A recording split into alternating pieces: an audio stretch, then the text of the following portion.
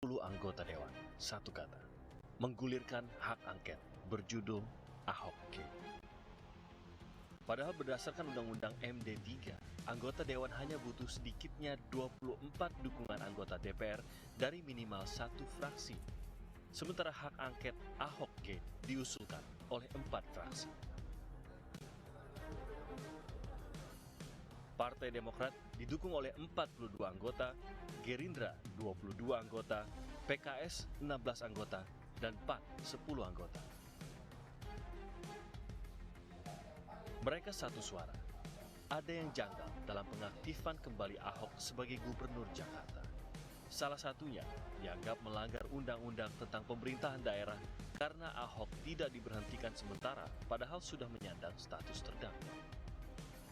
DPR akan meneruskan surat ini sesuai dengan mekanisme yang berlaku. Saya kira sesuai dengan konstitusi kita bahwa setiap warga negara bersamaan kedudukannya di dalam hukum dan pemerintahan dan wajib menjunjung hukum dan pemerintahan itu tanpa ada kecualinya. Saya kira ini yang menjadi dasar dan tentu kami sendiri merasa bahwa apa yang terjadi dengan pengaktifan kembali ini ada sejumlah kejanggalan. Saya kira inilah yang harus kita uji bersama di dalam angket ini. Mudah-mudahan bisa mendapatkan dukungan yang lebih banyak dari kawan-kawan anggota DPR. Tadi disebutkan bahwa ini sudah didukung oleh 4 fraksi.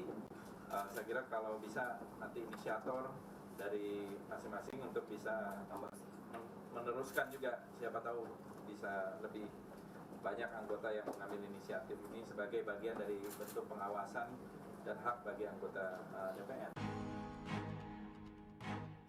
Kepada sejumlah media massa, Fadlizon juga menilai bisa memanggil Presiden Joko Widodo jika hak angket sudah disetujui. Di sisi lain, Presiden Joko Widodo masih akan meminta fatwa Mahkamah Agung untuk menentukan langkah. Saat bertemu pimpinan pusat Muhammadiyah, Joko Widodo berjanji selalu bersikap netral.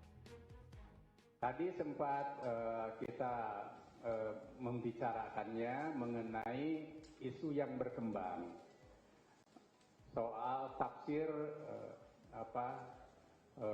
calon gubernur atau petahana yang menjadi terdakwa.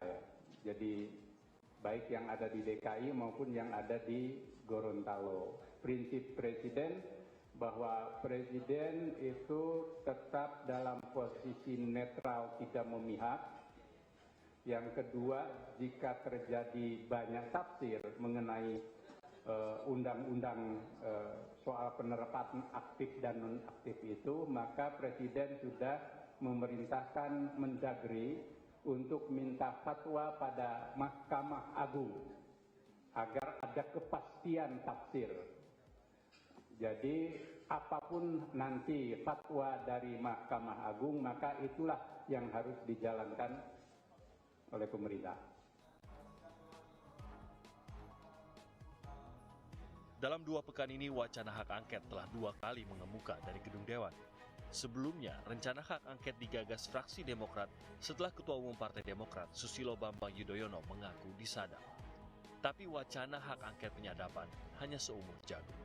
Hak angket penyadapan lain sebelum berkembang karena ditentang oleh partai pendukung pemerintah.